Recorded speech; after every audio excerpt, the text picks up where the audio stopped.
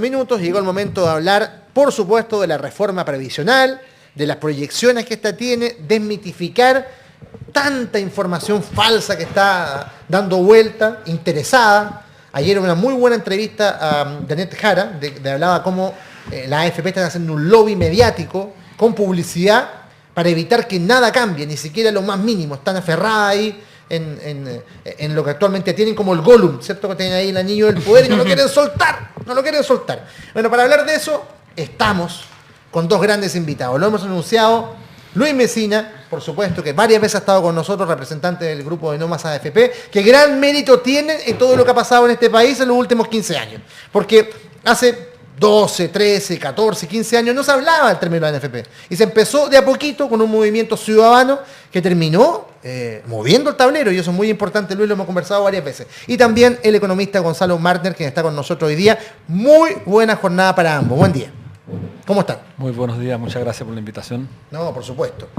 Necesitamos aclarar algunas cosas. Y lo primero, usted ya ha expresado su opinión, don Luis, en algunos medios, en términos de que esperaba algo diferente de la reforma y la propuesta a las pensiones, pero con el paso de los días, del avance de la discusión, ¿ha cambiado en algo esa perspectiva?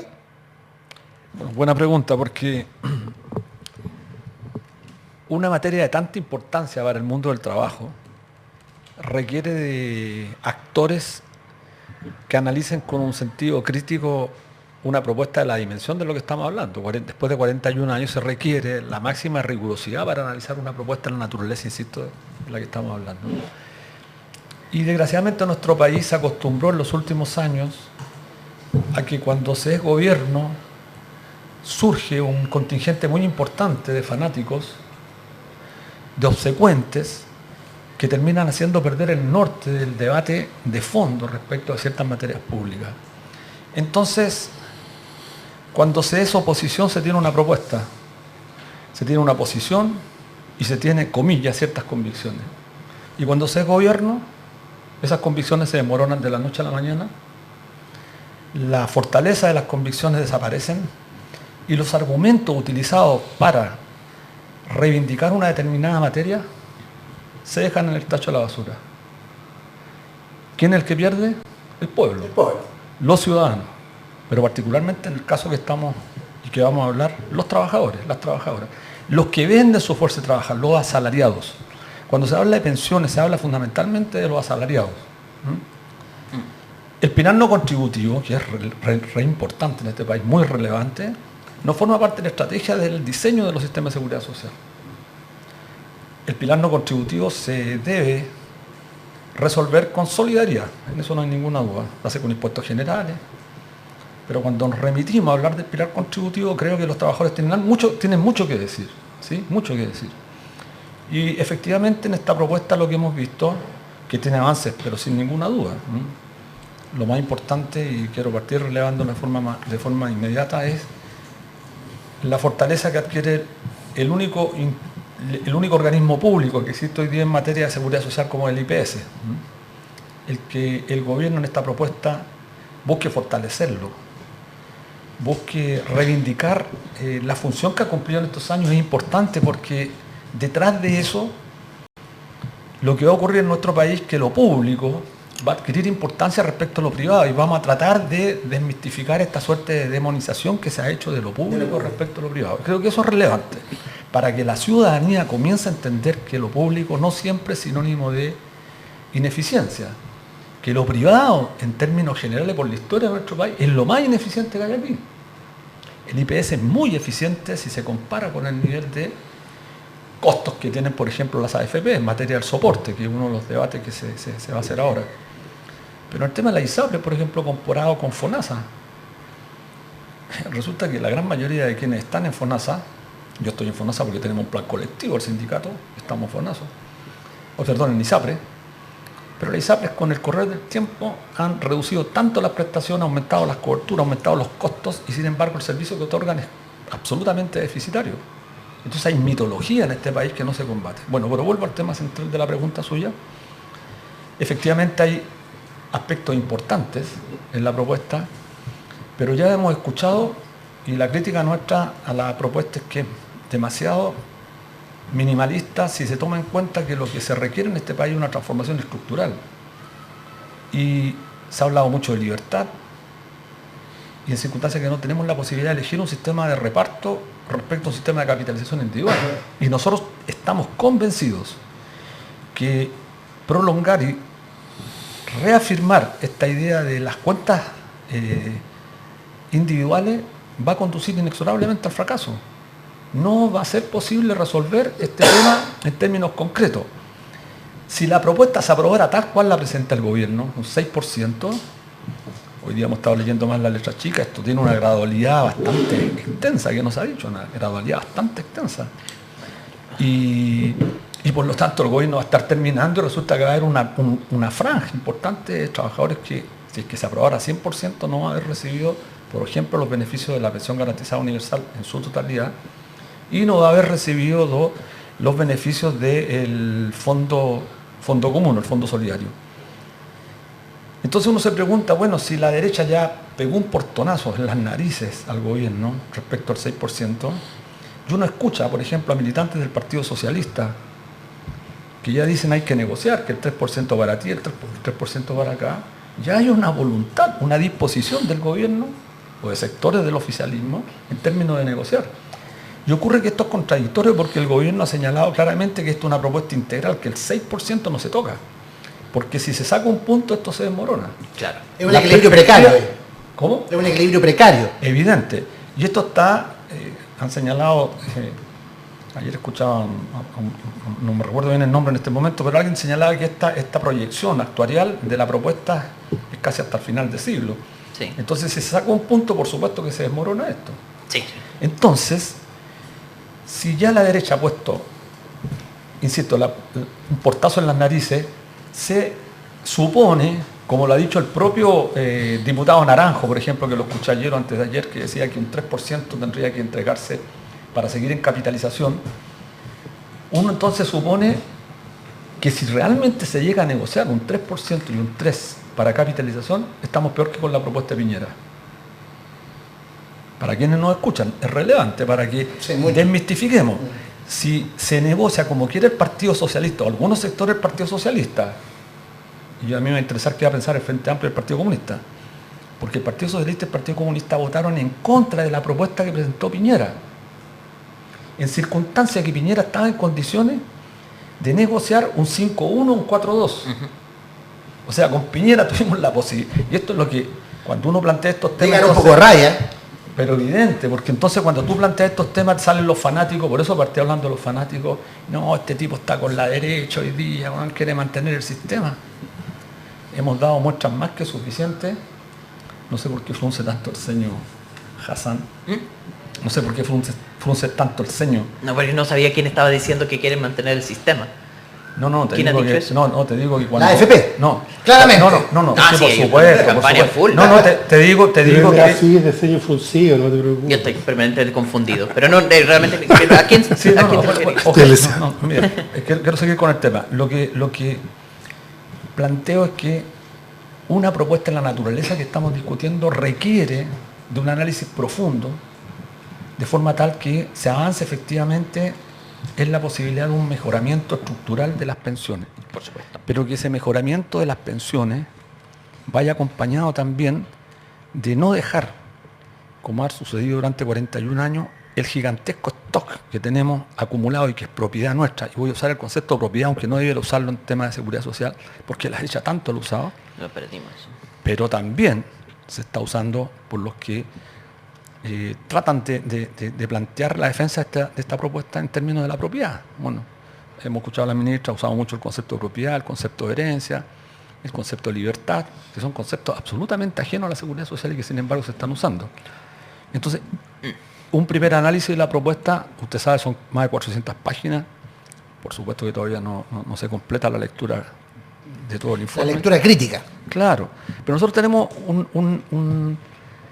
un planteamiento crítico respecto a lo que se ha hecho, pero sin embargo valoramos que se fortalezca el organismo público, valoramos también que la PGU realmente avance hacia 250, que la PGU realmente sea una pensión universal, sin ningún tipo de letra chica, y que hay que aclarar, porque todavía no queda claro si estos 250.000 pesos son nominales o son reales, porque piensa usted que ahora en febrero la pensión garantizada universal puede que queden 210.000 pesos. Si sigue... En UF, efectivamente, quiere decir. Claro, pues habría la paradoja que cuando se cumple el último tramo van a estar más Van a estar altos. más altas. Claro, más altos. Entonces, ¿dónde está el beneficio? No hay beneficio ahí. No hay beneficio Por eso tiene que ninguno. ser rápido también la discusión. Exacto. Entonces, pero como nos llaman muchas veces al realismo político, realismo político, bueno, significa, entiendo yo, ver las correlaciones de fuerza que hay hoy en el Congreso. Eso es lo que se ha dicho como argumento central.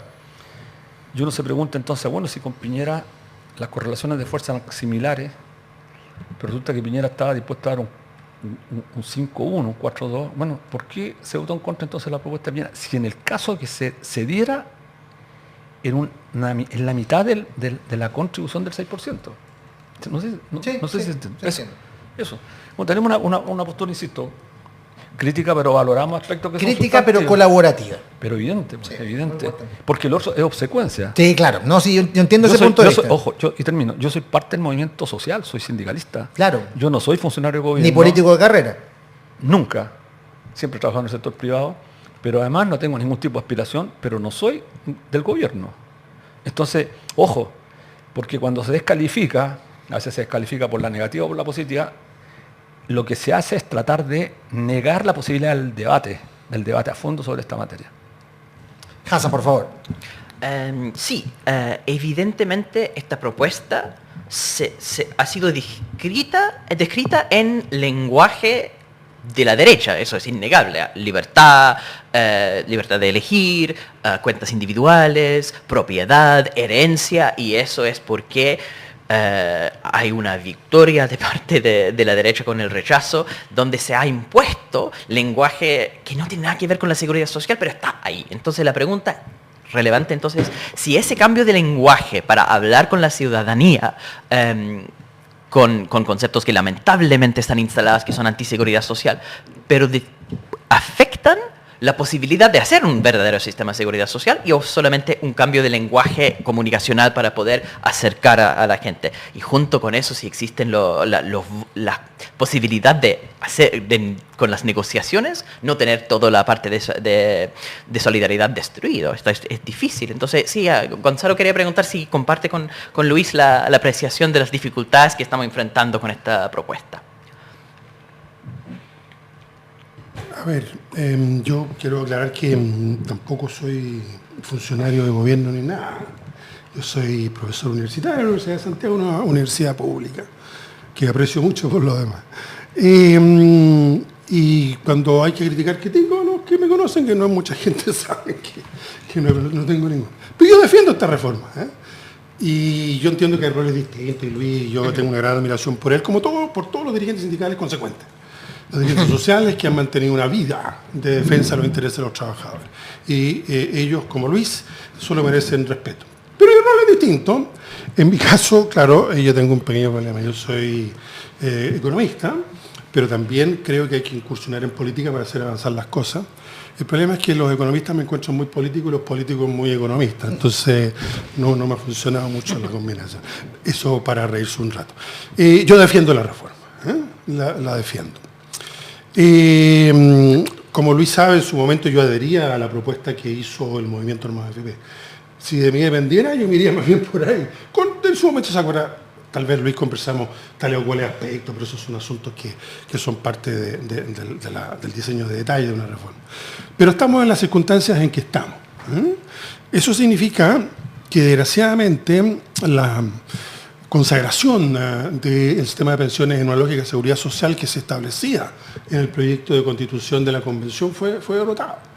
Y al mismo tiempo, tanto en la Cámara de Diputados como en el Senado, en la elección reciente, en la renovación reciente del Parlamento, en las posturas de derecha o cercanas a la derecha tienen mayoría en ambos casos. O está empatada la cosa, digamos, de modo tal que hay una cierta circunstancia. Yo comparto con Luis Messina que muchas veces estas circunstancias, entre comillas, de realismo político se toman como pretexto. Entonces no es que no se pueda, sino que en realidad no se quiere y se alude que no se puede. Bueno, yo no soy de eso. Yo he sido siempre del ala que ha planteado, se nos llama en su momento autoflagelante. Yo como me gusta la vida, esto de andarse flagelando me parece lamentable, pero digamos, posturas críticas. Entonces yo no diría que hay que anticiparse tanto a lo que va a venir. Luis tiene razón, tiene toda la razón en plantear las prevenciones, o sea, no puedo encontrarle más razón. Y si quieres te agrego 10 argumentos más en ese sentido. Pero por el momento quiero remitirme a la defensa de lo que ha planteado el gobierno en esta reforma, que no es exactamente la que uno quisiera, pero creo que es la que permite avanzar. Fíjate que en el régimen aquí se va a permitir un incremento de más del 50% de las pensiones de las mujeres y de un poco menos del 50%, 40 y tantos por ciento, en el caso de una persona que tiene un salario de 400.000 pesos líquido. Y eso es muy importante, ¿no? ¿Qué quiere que te diga cómo va a estar uno en contra de eso? Y hay que pelearlo a fondo, pelearlo letra a letra, coma a coma. Y no ceder ante la derecha, y menos ceder anticipadamente. Con lo cual, entonces, me parece que, bueno, yo he tenido que estar en debates de radio, de matinales, en fin. La derecha está en una postura increíble. Como bien dice Luis, ¿no es cierto? Ni siquiera están reconociendo los acuerdos a los que ellos llegaron en la última legislatura. Están yéndose en contra del 6% y diciendo que eso vaya o bien todas las AFP o se reemplace por impuestos, sin al mismo tiempo estar dispuestos en absoluto a aumentar los impuestos. Con lo cual, entonces, yo creo que aquí hay una gran batalla, es una batalla que, en mi caso, yo volví del exilio más o menos cuando empezaron las AFP en Chile, entonces en mi caso una batalla personal de 40 años, en el caso de Luis una batalla social de también décadas, y hay que seguir esta pelea, yo creo que la sociedad ha avanzado por lo menos en la idea que la seguridad social tiene que presidir el sistema de pensiones como lógica, y al mismo tiempo que hay que terminar con las AFP. Esta reforma no termina totalmente, pero por lo menos bien lo dijo Luis, yo lo reitero. Aquí será el instituto, le cambian el nombre, en fin, no sé por qué, pero será el Instituto de Normalización Previsional en la reforma, si se aprueba, el encargado de recaudar. ¿Para qué? Para que las comisiones, que en nombre de esa recaudación, que tiene costos, por supuesto, implica las enormes utilidades, las sobreutilidades, las utilidades extraordinarias que tienen las AFP, cuando en muchas ocasiones la rentabilidad de los fondos de los trabajadores baja. Eso va a terminar sustancialmente. Creo que ese es un punto, por ejemplo, completamente irrenunciable. Yo estoy incluso en la lógica política de decir, bueno, muy bien, pues, que asuman su responsabilidad los que no quieren terminar con las AFP. Y nosotros, cuando digo nosotros, yo no pertenezco actualmente a ningún partido, en su momento fui hasta presidenta, no sé por qué me eligieron en su momento, pero del PS. Yo sigo siendo un socialista independiente, no pertenezco hoy día a ninguna organización particular, pero me parece que es de toda lógica que los partidos que están en el gobierno, que apoyan al gobierno, den la pelea hasta el final. Esa es mi opinión. Bueno, vamos a desmitificar algunas cosas, ¿cierto? Que han aparecido extremando algunos argumentos, sobre todo en la gente vinculada a la centroderecha o a los grandes grupos empresariales. ¿Centro-derecha? Yo lo llamo derecha, ¿no? Derechamente derecha. Sí, o como dicen, centro-extrema derecha. Hoy día no hay centro, hay derecha. Sí, e incluso los de centro, en realidad, tienen la puerta abierta hacia la derecha. Partido de la Gente, colocamos ese ejemplo. Más allá de eso, ¿qué es lo que dicen los defensores del sistema? Oye, por acá este proyecto va con trampa, porque la nueva administradora estatal corre con ventaja respecto a los privados. Y por decantación los nuevos trabajadores van a ingresar al sistema público. Y por otro lado, al tener un flujo de caja mayor que el que podrían tener los privados, pueden bajar los costos de comisiones y por lo tanto eso representa una situación ventajosa que es imposible de legitimar en un Estado de Derecho y en una libre competencia. ¿Qué le podríamos decir a esa gente, Luis? No, yo no tengo tan claro si ese argumento tiene cierta solidez para mantenerlo, porque en realidad para el 6% va a operar por defecto que la gente va a ir al aparato público, al instituto público. Pero por defecto también el ahorro del 10,5% va a permanecer en el privado. ¿Sí? Claro, pero ellos hablan del flujo de los nuevos. El 10,5% pertenece en el privado. Por defecto, permanece en el privado. Pero la gente se podría trasladar. Claro, ¿no? exacto, no, por eso te digo. La gente que quiera trasladarla va a tener que tomar la decisión de trasladarse al instituto público, ¿sí? Con el 10,5%. Yo veo, aparte de lo que tú señalas, yo veo un problema mucho más complejo. Y tengo mis reservas acerca de que el órgano público va a contar con más recursos que los organismos privados. Sí, tengo dudas ahí. Lo que sí tengo, yo diría, mediana claridad, es que los organismos privados, cuando se trata de administrar recursos privados, capital, y se trata de rentabilizar el capital, tienen más expertise, o más experticia, digamos, acumulada, que un órgano público nuevo. Porque este órgano público que nace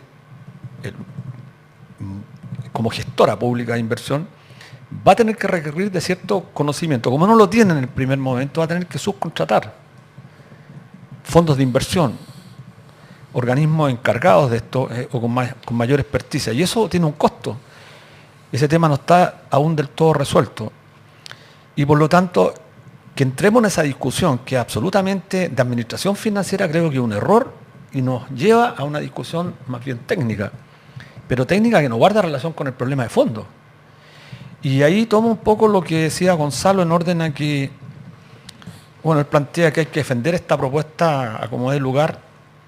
Yo creo que hay que defender efectivamente cualquier propuesta que permita avanzar en la dirección de lograr la seguridad social para Chile. O sea, yo tampoco me voy a perder respecto a que esta propuesta es 100 veces mejor de lo que existe hoy día. O sea, nadie podría decir lo contrario. Pero ahí surge absolutamente, inmediatamente la pregunta respecto de por qué se optó por este camino. ¿Por qué el gobierno, si en el periodo pasado teníamos la posibilidad de conseguir un 5.1, un 4.2 en forma inmediata para avanzar efectivamente hacia un sistema de seguridad social, por qué no se planteó una propuesta que efectivamente permitiera instalar el debate a fondo de un sistema de seguridad social? Por ejemplo, nuestra propuesta. Nuestra propuesta también está sustentada financieramente de aquí a final de siglo. Hay cálculos actuariales que los dimos a conocer públicamente y que no pudieron ser rebatidos por el gobierno pasado, el gobierno de Piñera, y permitía mejorar las pensiones de manera sustantiva. Y teníamos como meta, no la PGU, no los 250.000, sino que los 400.000, que era el ingreso mínimo, ocasión que me acuerdo por ahí por el 2018, tú discutiste un poco, Gonzalo, no hiciste, ¿te acuerdas? Sí. Ya, 2018, nosotros 2017, 2018, teníamos planteado que en 5 años podíamos llegar con el flujo de capital acumulado que teníamos a ese monto. Y llegábamos a un costo del 7,2% del PIB por ahí por el año 50, 48 o 50. Y tomando en consideración además los actuales niveles de ingresos que tienen las personas en este país. Entonces, si aparece una propuesta distinta, uno tiene legítimo derecho a preguntarse, bueno, ¿por qué se bajó tanto? No existe la libertad para, por ejemplo, que los trabajadores podamos optar por un sistema de capitalización o un sistema de reparto solidario, como existe en la gran mayoría de los países del mundo. Entonces, ¿qué va a decir Hassan? ¿Y qué va a decir la gran mayoría del Frente Amplio? No, que no están las condiciones porque tenemos la mitad. Por eso dijiste. Eso dijo Gonzalo. No, pero tú también lo has dicho en el programa, no tenemos la mayoría, seamos realistas, has dicho. Y además dijiste recién que se perdió el 4 de septiembre, entonces como se perdió el 4 de septiembre, eso lo dijiste, ¿no es cierto? Igual sí, el realismo es importante. Claro, hay que tener una dosis de realismo. Pero por supuesto, claro. O sea, la política tiene que tener un componente de realidad. La política se hace en la esfera de lo público, y cuando me refiero a lo público, en la esfera de donde confluyen los ciudadanos. Bueno, ¿de dónde se sacó, de dónde se puede inferir que la derrota del 4 de septiembre es una derrota para mantener efectivamente los principios que han sustentado las AFP? O sea, bajo ningún punto de vista, pero Bajo de que ningún- se ha intentado, se ha intentado. Ah, pero ¿quién lo ha hecho la derecha? Pues. Obvio. Pero entonces sí. Y la derecha, medios de comunicación ok. y campaña financiada. Pero evidentemente no cabe ninguna duda. ¿Y dónde usted ha escuchado la contraparte de sectores sólidos, con convicción, del Frente Amplio, del Partido Comunista, con convicción, a defender y derribar esa mitología que se ha construido sobre la derrota del 4 de septiembre? ¿Ha escuchado usted? Yo no he escuchado a ninguno que salga a debatir con la fuerza suficiente respecto de que estos conceptos como la libertad de elegir, la propiedad, la herencia, no son aspectos fundamentales de un sistema de seguridad social. Y se podrían traer especialistas de todos los países del mundo, de Estados Unidos particularmente, para que le pudieran enrostrar a esta gente que está mintiendo descaradamente. Pero si la ciudadanía escucha repetidamente un solo discurso, un discurso obsecuente además, contemplativo con esta derecha reaccionaria, por supuesto que se empieza a instalar en la conciencia de nuestro pueblo la idea de que en realidad, bueno, se perdió el 4 de septiembre, aunque la gente que votó rechazo, votando rechazo, sabiendo que votaba rechazo para acabar con la AFP, confundidamente mucha gente. Entonces al final en realidad la gente queda en el limbo, dice, bueno, en realidad parece que me equivoqué y la AFP tiene que seguir existiendo. Yo me resisto, y lo digo aquí con mucha convicción, me resisto a aceptar que el 4 de septiembre sea una derrota para aquellos sectores que han planteado durante mucho tiempo reivindicaciones desde el punto de vista social, de carácter social. No, me resisto a aceptarlo, porque eso creo que es, de alguna manera, ser contemplativo, ser condescendiente con esta derecha que ha instalado estos temas. ¿Qué herencia estamos hablando? Si lo concreto es que menos del 34%, del 50%, porque la mitad de los actuales pensionados no van a tener derecho a herencia, porque la renta vitalicia no lo da, y del otro 50% menos del 34%, bueno, esos datos, ¿por qué no se discuten? Bueno. ¿Por qué no se usan con fuerza? ¿Por qué la ministra del Trabajo? ¿Por qué los ministros de este gobierno? Me interpela a cada rato con tu mirada, estimado Hassan. Claro, porque te noto que estás estaba de acuerdo. Sí, estás muy enojado, entonces, pero si te enojas tú, yo me voy a enojar más. Estaba yo me de voy a enojar acuerdo. mucho más y me voy a enojar contigo. Entonces, ¿Por qué? si, No estoy de acuerdo. Bueno, me pero malinterpretaste la mirada. bueno, En esta parte yo estoy de pero acuerdo. es que te he escuchado también, te he escuchado Sí. ser demasiado contemplativo, porque en estos temas hay que mantener la firmeza de aquellos argumentos que dijiste con tanta liviandad o con tanta suavidad respecto momento, de que, ¿cuál argumento? por ejemplo, que la libertad, la herencia, el derecho a propiedad, que son contrabando ideológico en un tema que requiere de mayor precisión. Ya. Y tú vienes de un país donde la seguridad social ha jugado un rol relevante. Entonces, si no hay una postura seria para encarar, como se encara, por ejemplo, al señor Fontaine, de manera categórica, sin concesiones, bueno, la gente, la ciudadanía no va a tener posibilidades de elegir. Ahora, ¿me yo entiendes? coincido contigo. No, está bien, Estamos- por eso Está digo. bien, hay varios yo coincido argumentos con usted, pero en un aspecto. Yo creo que esa defensa tibia, ¿cuándo se hizo? Durante la campaña plebiscitaria. Ahí estos argumentos no fueron debatidos Sí. con la fuerza que usted reclama ahora y que tiene mucha Sí, razón. estoy súper de acuerdo con eso. Y ahí fue el fracaso. Ese es el momento del fracaso. Totalmente de acuerdo, pero ¿y por qué entonces tendría que el Entonces- movimiento social y aquellos que vienen demandando una reivindicación tan relevante después de 41 años, por qué tendrían que ellos asumir el costo de la incapacidad de aquellos que pactaron entre bambalinas en la propia convención y que antes que esta terminara ya mostraba signos de derrota? ¿Por qué tendríamos que nosotros asumirlo si no se fue realmente contundente en defender lo que realmente tenía sentido? Y terminamos finalmente, como muchos lo han dicho, y la derecha ha sido en eso muy hábil, poniendo en el centro del debate las cuestiones identitarias y no las cuestiones que realmente le hacen sentido a la gran mayoría. ¿Ustedes como Noma AFP se sienten tranquilos con su participación o su compromiso con la campaña de la PRO? Pero nosotros nos jugamos más allá de la cuenta, en circunstancias que tengo que decirlo aquí también para los auditores, que no se comprometieron todos los aspectos que nosotros reivindicábamos en el artículo 45 de la Constitución que se presentó a referéndum. Pero a pesar de eso, yo viajé por el norte, por el sur, haciendo campaña por el apruebo, porque era lo que correspondía, porque era un paso importantísimo contar con una nueva Carta Fundamental, eso creo que no hay ninguna duda. El movimiento nuestro a lo largo del país se la jugó a muerte por el apruebo, en circunstancias que no nos sentimos 100%, lo digo, representados en la Convención Constituyente. 100%, porque mucha negociación, la misma práctica del Congreso se trasladó finalmente. Bueno, y eso es lo que creo que la ciudadanía terminó pasando la cuenta. Hassan. Yo creo que cuando hubo el plebiscito de entrada, ¿cierto? Y todo el mundo podía imaginar su constitución ideal, obviamente tenía una ventaja que no existía un documento. Cuando distintos grupos con distintas visiones tienen que ponerse de acuerdo y no tener un texto específico, obviamente nadie va a sentirse 100% interpretado por el texto. Yo tampoco sentía eso, pero evidentemente Por es un supuesto, enorme avance claro. sobre la Constitución Totalmente de de 80. acuerdo. Entonces, al final en los procesos democráticos hay que negociar con personas que piensan distinta que uno y uno llega a un texto que es lo mejor que se puede dentro de las distintas fuerzas. Eso se hizo. Yo estoy súper de acuerdo también que hubo una tremenda negligencia de parte del gobierno, los ministros del gobierno, particularmente con el tema de la campaña informativa, porque si ganó una propuesta, si perdió una propuesta con información falsa, con noticias falsas, entonces, ¿quiénes son los primeros responsables por eso? Los que estaban a cargo de la campaña informativa, no la evaluación política, simplemente informar a la ciudadanía. Y eso no se hizo por culpa del gobierno, entonces yo estoy súper de acuerdo con eso. Ahora que tenemos esa pérdida con la instalación de ciertos conceptos que son falsos, es absurdo a la hora de hablar de seguridad social empezar a hablar de herencia. Pero está instalada eso. Esta, si uno ve las encuestas, evidentemente esa preferencia de poner todo el dinero en una cuenta individual de las AFP, es terrible eso. Hay que pelear contra eso. Súper de acuerdo también. Además, cuando hablamos de esta propuesta, Gonzalo dice que lo defiende, ha sido más crítico. Yo digo que más allá de defender o criticar la propuesta, hay que mejorarla. Y entonces la pregunta es, ¿dónde uno pone el énfasis en mejorar la propuesta? Porque acá yo creo que la tragedia de esto es que son 10,5 puntos en capitalización individual y solo 6 puntos en cuentas individuales con redistribución.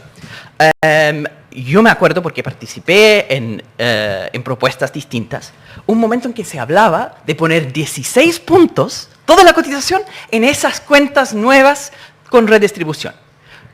En algún momento la coordinadora misma, cuando estaba debatiendo los sistemas mixtos, estaba con la propuesta de un verdadero sistema mixto, mitimota.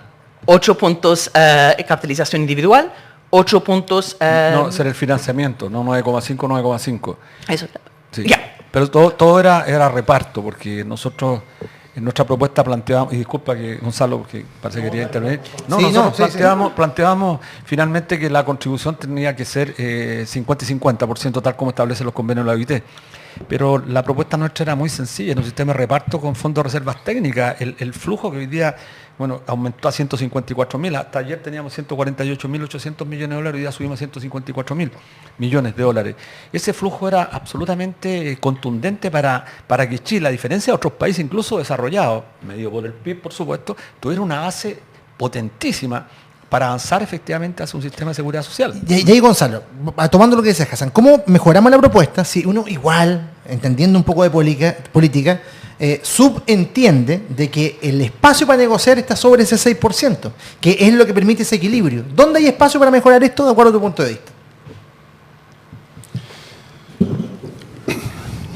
Recordemos que si bien se produjo esta derrota del proyecto constitucional de la Convención, nada impide en la Constitución actual hacer una reforma de seguridad social.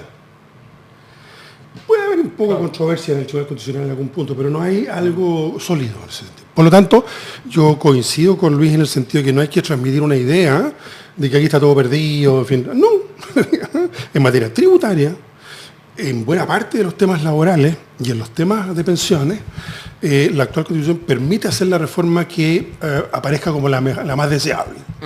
Por tanto, hay una batalla. Yo no quisiera hacer una dicotomía entre defender la actual y mejorarla. Defender es también mejorar todo lo que se pueda.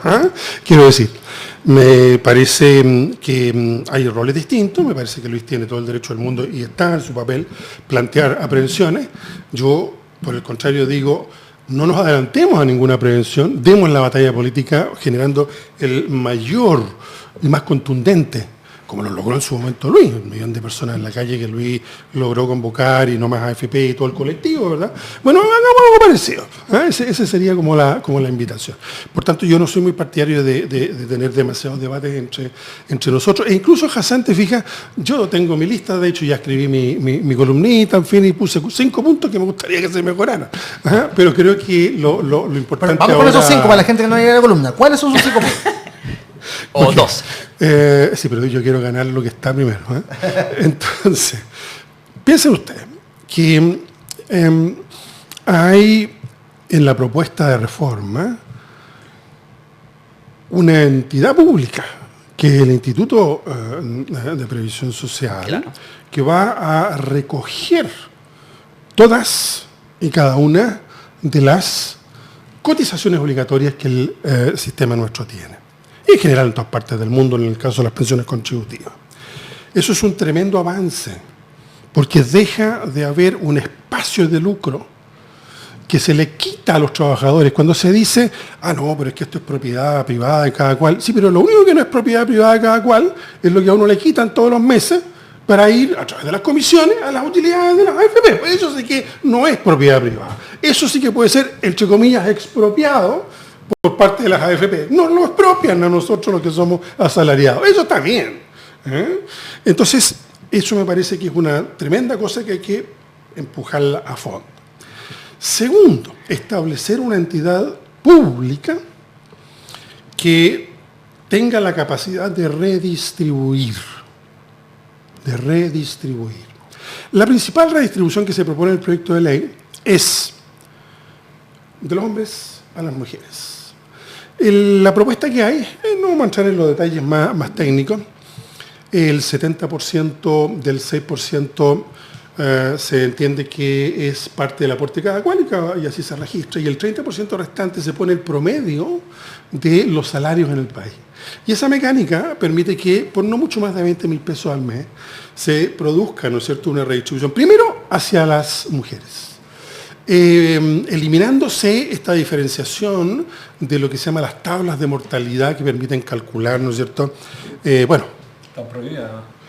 Digo, para que la gente nos entienda, ¿no es cierto? La idea es tener siempre presente cuánto va a vivir la gente. Claro, y ahí aparece esa discusión que te proyectaba en la vida de 110 años. Sí, pero no es solo eso, sino que por construcción las mujeres jubilan a los 60 y viven 4 años más. Entonces, por construcción, es un sistema que penaliza a las mujeres, el vigente. Y entonces, bien dice Luis, en la Unión Europea hace ya más de una década, está estrictamente prohibido para cualquier tipo Tabla unificada de seguro, privado, social, lo que sea, el hacer diferenciaciones entre hombres y mujeres, porque se genera por construcción una discriminación con hombres. Está prohibido, ningún seguro puede hacer eso. Pues bien, esta reforma establece eso por primera vez. Y entonces, de nuevo, me parece notable. Y eso solo se va a poder hacer con el 6%. Y además se agrega que ese 6% va a poder otorgar por cada mes de cotización efectiva, va a poder otorgar una suerte, ¿no es cierto?, de hasta un tope de 30 años, pero todos los meses se agrega una cantidad, 0,1 UF, con el objeto de que precisamente los trabajadores estén interesados para que no se produzca un desacoplamiento entre la pensión solidaria, en la que se paga con los impuestos de todo el mundo, y los esfuerzos comunes de seguridad social. Estos elementos entonces de redistribución de hombres hacia mujeres, de sueldos más altos a sueldos más bajos, y de incentivo de pertenencia a una lógica de seguridad social, me parece a mí extremadamente positivo. Yo creo que yo sacaría a las compañías de seguro derechamente del sistema, no veo por qué las mantienen, digamos, me parece bien que se haya eliminado la mecánica que puede ser bastante popular, pero en esto uno tiene que ser claro nomás. La mecánica del retiro programado, que supuestamente deja una posible herencia, las cifras ya las dio Luis, ¿no es cierto? En el total no es mucho más de 10%, los pensionados que pueden llegar a tener al fallecer, digamos, algo que entregarle a alguien, en una cantidad en todo caso muy pequeña. Y podría ser mucho menos que Pero eso. por favor, a ver, las pensiones son las pensiones. Los recursos para las pensiones son para que la gente viva adecuadamente, dignamente en la vejez, no son para otra cosa. Entonces, efectivamente el gobierno ahí, cediendo, en fin, al clima ambiental, dice, bueno, ya el que quiera poner ahí, disminuir en el fondo su pensión, deje una parte para que se herede cuando usted se muere. Ya está. Pero es lo mismo que dejar una especie de renta vitalicia en el mercado de seguros, digamos. Pero bueno, ya, en fin, el clima, yo estoy de acuerdo que no hay que ceder a eso. Las pensiones se financian con recursos para pensiones. Las herencias de bienes y de ahorros son otro fenómeno distinto. Bien. Dicho esto, me parece que es necesario defender un tercer aspecto fundamental en el proceso que esta reforma establece. Este órgano público que va a recibir el 6% adicional de las cotizaciones patronales va también a poder recibir, yo lo haría al día siguiente, digamos, si esto se aprueba, y creo que una gran cantidad de gente. Uno va a decir, bueno, mire, yo cotizo todavía 10%, se va a subir a 10,5, pero bueno, es un asunto ya más técnico. Y eso yo no quiero que me lo administre ningún privado, quiero que me lo administre este ente público. No sabemos si eso produciría o no un vuelco masivo de las personas, que en el tema de los ahorros, el Banco del Estado tiene una larga historia donde logra captar una parte significativa de los ahorros en las cuentas, ¿no es cierto?, de ahorro del Banco del Estado. ¿Por qué? El Banco del Estado a la gente le da la garantía justamente de ser Estado. De manera tal que a mí, todos esos mecanismos, hay muchos aspectos de detalle, ya digo, Hay uno que no me gusta para nada, que es mantener las compañías de seguros pagando las pensiones. Pero en el diseño, en la lógica, me parece que se fortalece fuertemente el rol del Estado, que hay lógica de seguridad social y que esta pelea hay que darla a fondo. Y que se puede seguir avanzando. Sí, Déjame leer algunos sí, comentarios de la gente. Siempre se puede seguir avanzando, menos mal. Sí, por supuesto.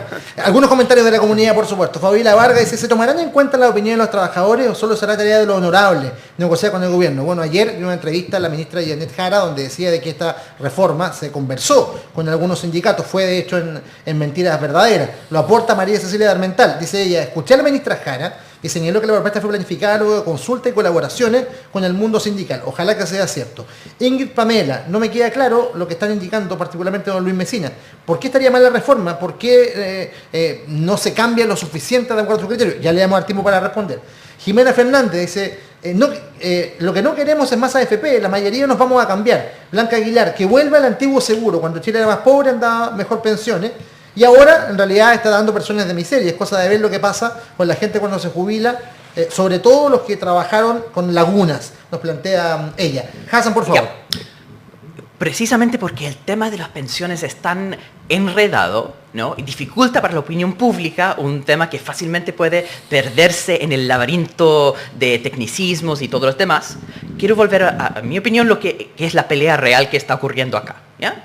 En este momento, la propuesta del gobierno es 10,5% a capitalización individual, lejos de las AFP, porque van a ir primero recaudado todo el dinero a través del Instituto de Previsión Social y además por defecto el 10,5% va al ente público. Luego pueden hacer un trámite para cambiar, pero por defecto con el 10,5% es administración del ente público. En el caso del 6% es obligatoriamente del Estado. Entonces, la parte de libertad de elegir es el 10,5% y va primero al Estado y después pueden decidir cambiar. No, ahora. no, es al revés. Está equivocado. Bueno, eso estaba conversando justo para asegurarme, pero podemos aclarar eso después.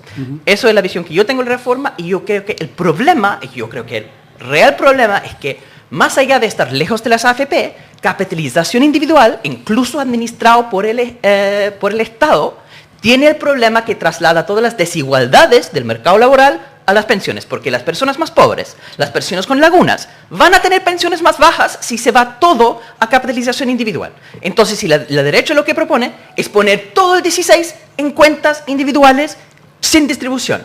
La propuesta del gobierno es 10,5 en cuentas sin distribución y 6 en cuentas con distribución. Lo ideal para mí sería 16 puntos en cuentas con distribución y hay un debate en el gobierno, en el Congreso, en cuánto es el porcentaje que va a cuentas individuales y cuál es el porcentaje que va a cuentas con distribución. Y yo creo que ahí, yo no estoy defendiendo la propuesta, no estoy defendiendo el Frente Amplio, yo creo que hay que hacer una fuerte campaña, porque ojo, la derecha ya lo está haciendo. La derecha está diciendo todo el dinero a las cuentas individuales sin distribución para poder después ceder, como ese cuento de, exactamente como dijo Luis, estoy súper de acuerdo, es decir, 3 puntos a cuentas con redistribución, y eso va a destruir toda la reforma. Yo prefiero decir, no, que pongamos 16, o si quieren ser razonables, 8 y 8, 8 sin redistribución, 8 con redistribución. Pero para mí, la forma de explicar eso a la gente es explicar cuentas con y cuentas sin redistribución. Porque la parte que me parece bueno de la reforma es que sí elimina las AFP, porque la cotización obligatoria en una institución privada desaparece. Y eso estoy preguntando acá para estar seguro que no, que va por defecto el ente público, por gestora pública. Entonces tiene que hacer un trámite si quieren hacer la parte privada. Entonces la ventaja de esto, y la parte que debemos dejar para no estar como presionando, es que ya cambian las reglas, las comisiones de las AFP que en este momento nos están expropiando obligatoriamente, desaparecen. Pero para mejorar pensiones no es solamente eso, es que hay que hacer algo con las cuentas individuales, sin redistribución. Y ahí está la pelea, creo yo. Sí, yo, respecto a lo que planteas tú, creo que hay un error ahí. La contribución del 10,5% permanece en las gestoras privadas y quien quiera tomar la decisión de ir al órgano público va a tener que decidirlo. Entonces, funciona al revés de cómo va a ser el 6%. Eso es lo primero. Pero totalmente de acuerdo en que, y aquí la pregunta que uno tiene que hacerse, ¿quién de las autoridades, me refiero a gente del Congreso, del gobierno, está defendiendo lo que tú señalas recién. Es decir, claro, ¿quién pues?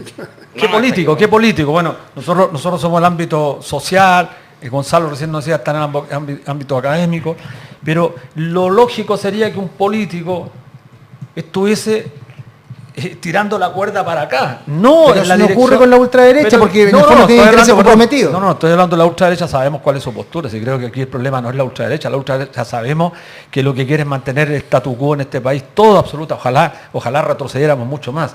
Estoy hablando de la gente que se reivindica de izquierda, la gente que está con el gobierno y que en el periodo del gobierno pasado votaron poniéndose la camiseta no más FP, pues. Entonces, de la noche a la mañana, ¿cuáles son los argumentos para que ellos desistieran de llevar adelante una propuesta? Me dirán realismo político, que se ha usado mucho esta frase, media mágica, realismo político. ¿Qué es el realismo político? El realismo político es una construcción. Es una construcción que se hace sobre la base de instalar permanentemente, de manera, yo diría, consecutiva, un discurso, un relato, que va calando en la conciencia de la gente. Pero hay un relato que debe ser fundamentalmente concreto sobre la base de la realidad material, el nivel de salario que tiene la gente. El tema de la herencia se echa abajo rápidamente si uno empieza a mostrar las cifras. Quienes tienen acceso a los medios deberán mostrar las cifras. Un 32% del otro 50% es lo que realmente van a tener. Y bajo pensiones, montos de herencia que son francamente ridículos. Pero yo quiero en un tema central a propósito de la pregunta, y que Gonzalo dijo, claro, Gonzalo dijo que tenía 5 puntos. Bueno, nosotros también tenemos algunos puntos y que creo que hay que poner en el centro del debate, y por lo que le escuché a Gonzalo estaríamos de acuerdo. Nosotros somos absolutamente contrarios, y esto se lo planteamos al subsecretario y a la ministra. Nosotros nos parece un despropósito plantear eliminar el retiro programado y dejar todo a la renta vitalicia, es decir, obligarnos a los trabajadores a comprar una renta vitalicia al momento de llegar a la edad de pensionarnos. Eso es absolutamente, se reproduce la lógica de la compra de un beneficio, y esto es gravísimo. No se refuerza la idea de seguridad social, todo lo contrario. Con lucro de por medio. Pero evidente. Entonces te dice, pero usted va a tener derecho a una herencia. No hay que comprar una prima, hay que pagar la prima. Si las compañías de seguro hoy día te podrían dar perfectamente cobertura para la herencia, pero va a tener que bajar la pensión hasta donde tú quieras. Y ahí cobra sentido lo que planteaba Gonzalo. ¿Para qué son las pensiones? Las pensiones son para los trabajadores que terminan la vida activa. No son para heredar, nunca han sido para los hijos. Claro, entonces, pero ese debate no se hace. Y este tema, por lo tanto, creo que tiene que ser una batalla a fondo, porque mira, hay un dato relevante. En los hombres, se lo dijimos al subsecretario, los hombres hoy día que se retiran por retiro programado, recién a los 17 años, recién vienen a equiparar el monto de la renta vitalicia. En el caso de las mujeres a los 12 años, ¿sí?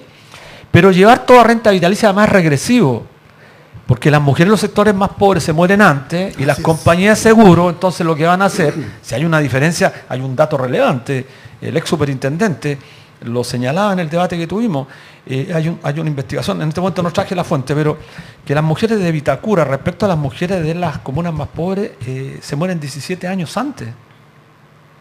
Claro, eso sí. Es impresionante esta cifra, claro, tremendo. Cuesta creerla, incluso cuesta creerla. Si son 17 años, entonces, ¿cuál es la razón que hubo detrás de plantear este tema de eliminar el retiro programado y pasar a la renta vitalicia? Mira, ¿quiénes están detrás? MedLife, Principal, Prudential, las tres compañías de seguro que son de capital estadounidense. Y finalmente la propuesta nuestra, que creo que sí, esta va a adquirir importancia, y la anuncio aquí, la había anunciado en otro medio, pero la coordinadora tomó una resolución que ayer fue ratificada por uno de los gremios importantes, la Confederación Bancaria, es que vamos a plantear, y aquí vamos a ver quién es quién, pues, frente a un gobierno que se ha declarado feminista, vamos a plantear que se incorpore una norma, y aquí tiene que ver con lo que cómo se interpela, cómo se emplaza a esta gente, cómo se le devela. Vamos a plantear que las mujeres en Chile accedan al beneficio solidario, es decir, a la pensión garantizada universal, a partir de los 60 años, no a los 65 años. Eso tiene un costo que hay que cubrir, justamente a propósito también lo que dijiste ayer, el impuesto, pues. Entonces que ellos digan y nos mantengamos firmes, que ellos digan que no se puede, que ellos digan que a la mujer hay que, como trágicamente se dice, hay que aumentar la edad de jubilaciones de las mujeres en circunstancias que las mujeres de los sectores pobres, que pierden un empleo a los 50 años, jamás encuentran un empleo con condiciones de formalidad, más bien encuentran empleos miserables. Bueno, eso es lo que queremos.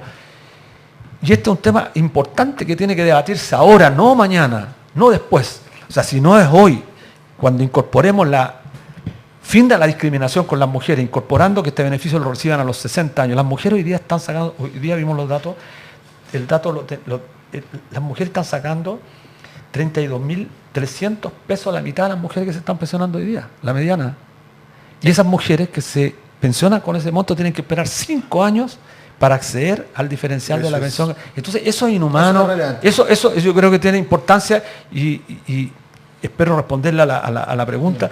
Nosotros tenemos una observación, insisto, crítica en el sentido que se podría hacer más.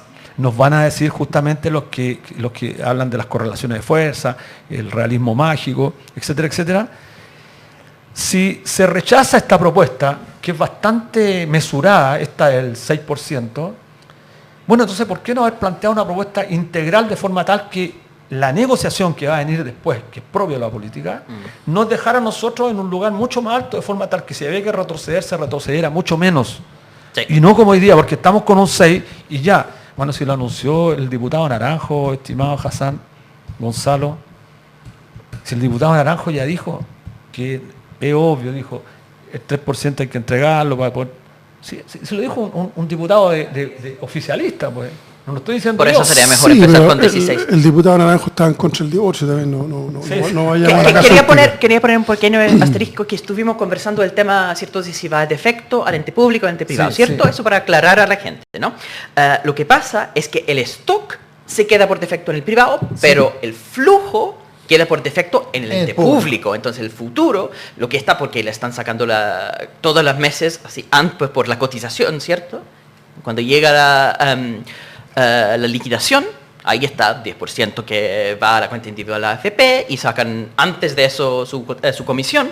Ahora, por defecto en el futuro, eso va a un ente público y tiene que hacer un trámite especial si quieren ir a un privado. Por ende, a futuro, las AFP no pueden seguir cobrando sus comisiones por obligación. Por eso desaparece la AFP en la parte obligatoria.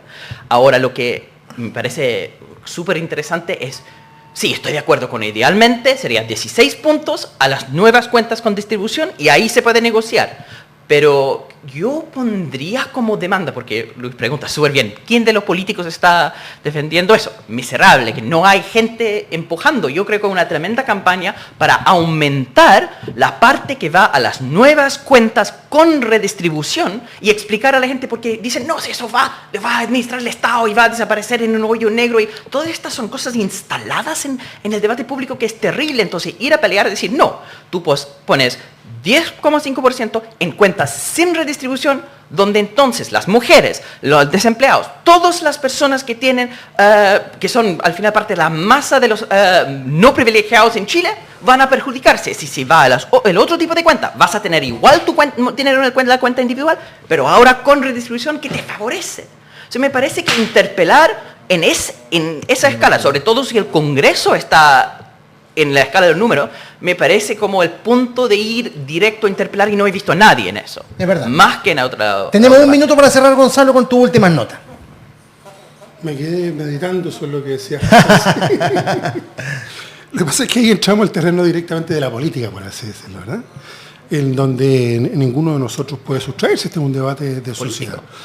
Y yo creo que llegó el tiempo de dar batalla. Bueno, yo no quiero traer a colación cosas muy antiguas, pero yo estuve a cargo del único acto de modernización que se hizo en la transición entre el 90 y el 94, que fue permitir la elección de los municipios, de los alcaldes y luego la creación de los gobiernos regionales. Y yo perdí una primera propuesta de reforma. Yo era subsecretario de Desarrollo Regional en el Ministerio del Interior. Y la perdí nomás, po. Después tuve que negociar. Pero yo soy desde siempre, para que no se crea que es un asunto de última hora cuando uno anda viejo y anda medio más radical. Yo siempre he sido esa tesis. Las peleas se dan. Y obviamente uno no está en condiciones, porque bueno, uno no es omnipotente, ¿verdad?, de ganar todas las peleas.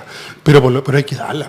No hay peor batalla que la que no se da. Es verdad. Bueno, Gonzalo Marner, Luis Mesina, este debate esperemos tenerlo una vez más, porque está muy candente, la gente tiene muchas dudas, pero le agradecemos por estar acá. Muy buen día para usted. Muchas gracias. Muchas gracias por la invitación. Por favor. Muy grata la conversación.